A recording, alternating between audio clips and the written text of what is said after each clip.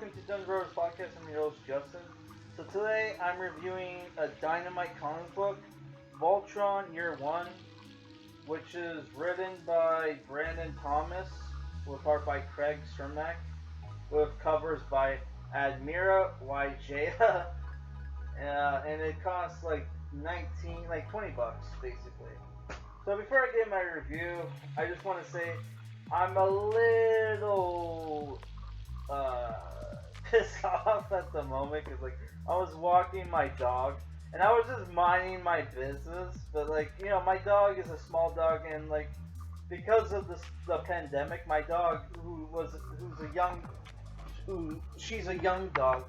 She gets very excited when she sees people. She doesn't get a lot of chance to see people during the pandemic because we can get a lot of visitors, right? So the only people she sees is me and a few family members.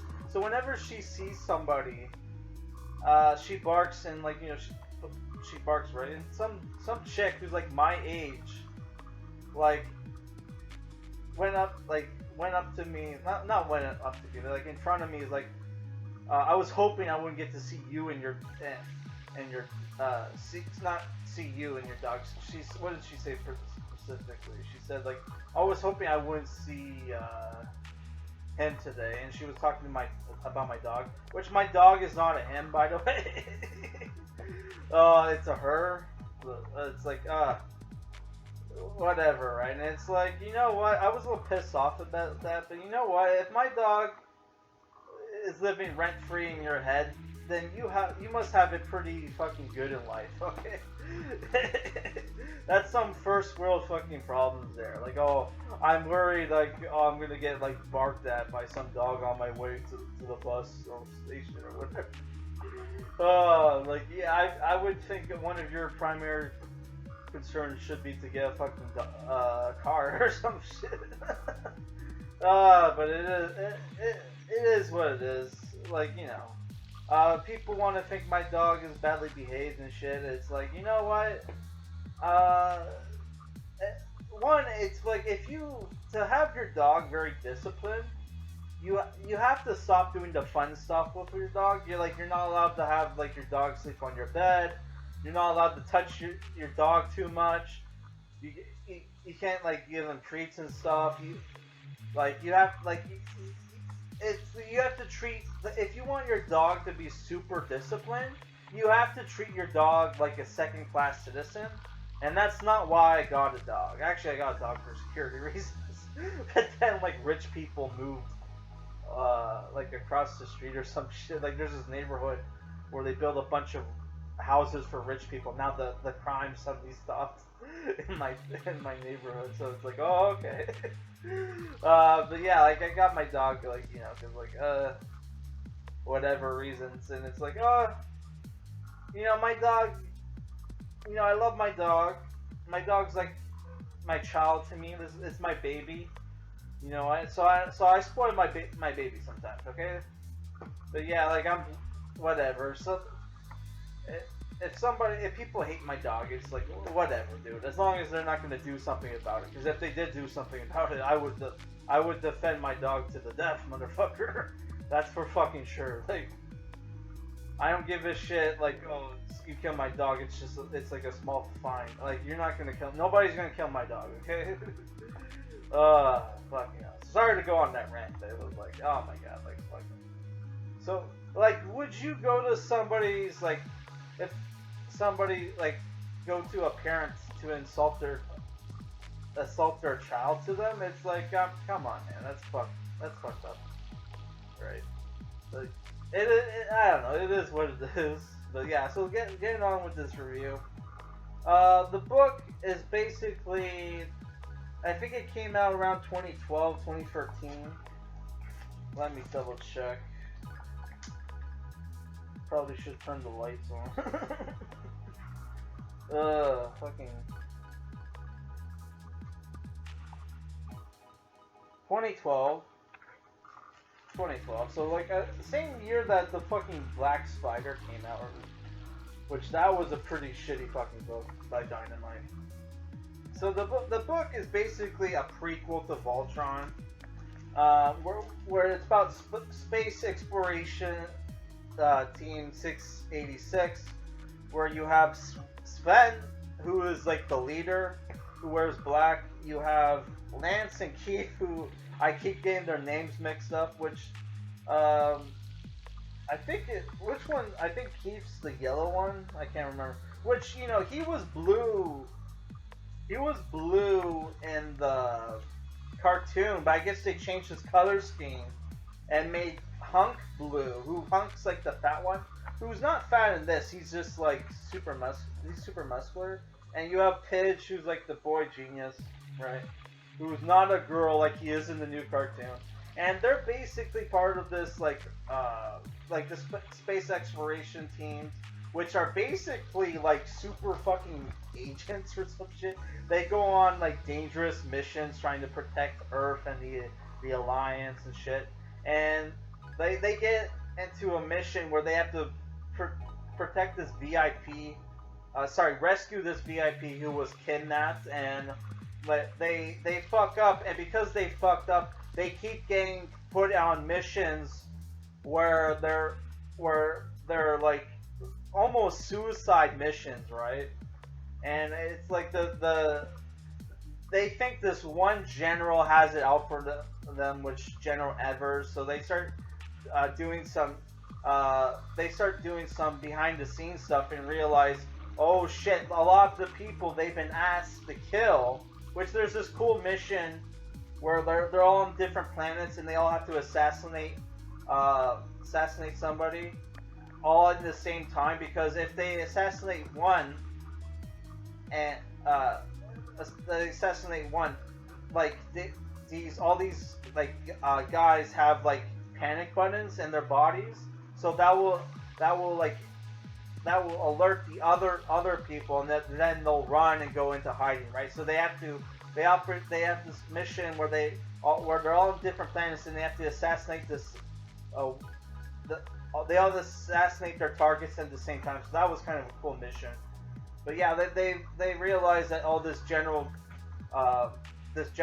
Evers guy was going around killing, sending them on missions, killing people that know about the fucked up history of the space exploration organization, right? And how like Earth was pretty much cutting corners when they were colonizing the galaxy, right, or whatever, right? And it could potentially hurt like their relations with like other galaxies with other alien races and shit. When Sven is finally when Sven finally breaks and decides to go to General Evers to announce that he has all this dirt on him and he's ready to blackmail him because two people on his team, Pidge and Hunk, were stranded and couldn't find their way home, even though it turns out to be bullshit. They were sent on a mission to escort this princess or whatever. The space exploration headquarters, which is like a satellite in space, gets attacked by basically their version of the Borg, right? Who has it out against space exploration 686 because they ruined some invasion that they did, which they're nicknamed the Zombots because they're robots that turn people into techno zombies or whatever, which kind of like the Borg, right? So I didn't really like the comic book because the main character Sven constantly bitches and nags about about the missions, even before they were getting sent on suicide missions. The first issue starts off with him having a nightmare about the mission they're about to take, where they all get killed, right? which I thought it was like a simulation, but no, it's like it was a nightmare. And like he, and then there's this other subplot where he's hiding from his team members and his wife, who's also a leader of a space exploration team, where he's doing drugs or whatever because he can't sleep at night, right? Which is I don't know if that's, I guess it's illegal or whatever for them to do that or whatever. I don't know. That wasn't a big problem in Battlestar Galactica when they had to start doing stimulants because they couldn't get any sleep from the constant fucking Cylon raids. I almost forgot the name of the aliens in that. Yeah, it's finger. I didn't like the art was okay, but I didn't like the action. I thought the designs for the guns were lame. That they basically look like regular like present time handguns and shit. That just guns and stuff that just look like that just shoot lasers.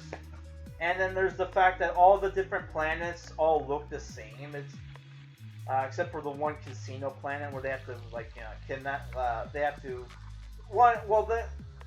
their objective was to kill the guy, but they secretly want to capture him. But like they're working alongside his girlfriend's team, which is what a weird coincidence. Like, why the fuck would like Command send you on a mission with your fucking girlfriend's team? They don't think, hey, that could there could be like emotional compromise and shit, but whatever, right?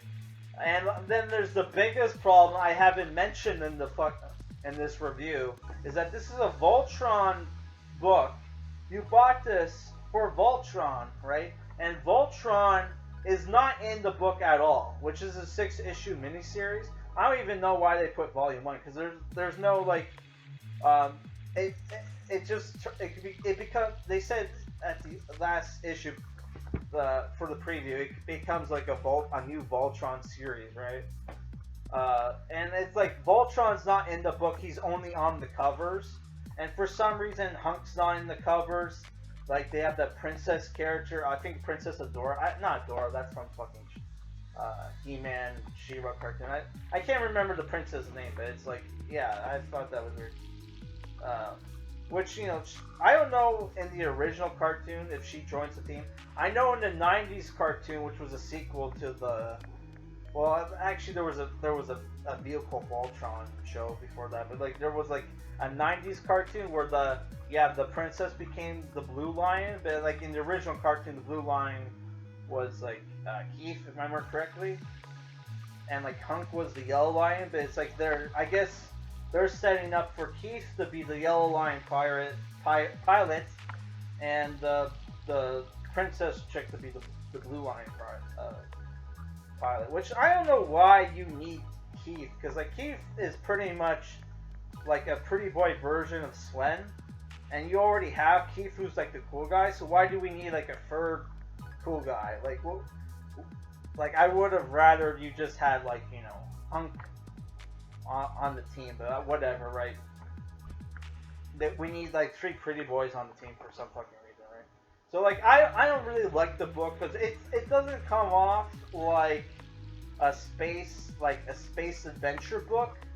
It comes off like G.I. Joe in space or like Mission Impossible, that kind of thing.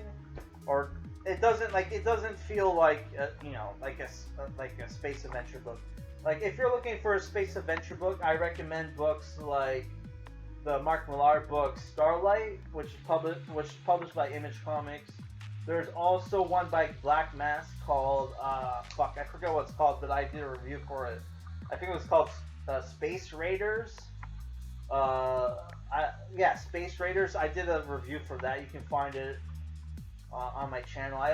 There's also another Image series called Fear Agent by Rick Remender. That's also a great space adventure book. I honestly don't know if I'm going to pick up more Voltron books, to be honest, because as far from what I've seen at the comic book store, they're all written by this Brandon Thompson guy, and it's like I don't like the book, man. It just comes off like fucking GI Joe, and it's like, and it comes off as a very lefty GI Joe, uh, like a very lefty GI Joe, like at that. So it's like, fuck, man. And though I did thought it was kind of, there are some like plot twists where like characters that you thought were bad were actually good guys. Like the one politician guy that they had to rescue. Like they made him out to, they drawed him to look like a villain, and it turns out, oh, he was actually a good guy. Oh, fucking hell, yeah. So if I were to give this a rating, I would say it's a 5 out of 10. It's like a decent read, but I don't know. I wouldn't recommend it. And it's like $20. Even though $20 for a 6-issue trade paperback is like, you know, a decent price, I honestly, I don't recommend this book, even if you're a Voltron fan. Because if you're a Voltron fan, you want to see like the giant robot fighting like a monster or whatever. You don't want to see like fucking action hero bullshit. Like I mean, you do at some points, but like not all the fucking time. Like, fuck, man. Yeah, so like that's all I have to say for this review. My next comic book review, I still haven't decided. I'm thinking either JSA or New 52 Superman. Let me know in the comments which you would rather have me review. Alright guys.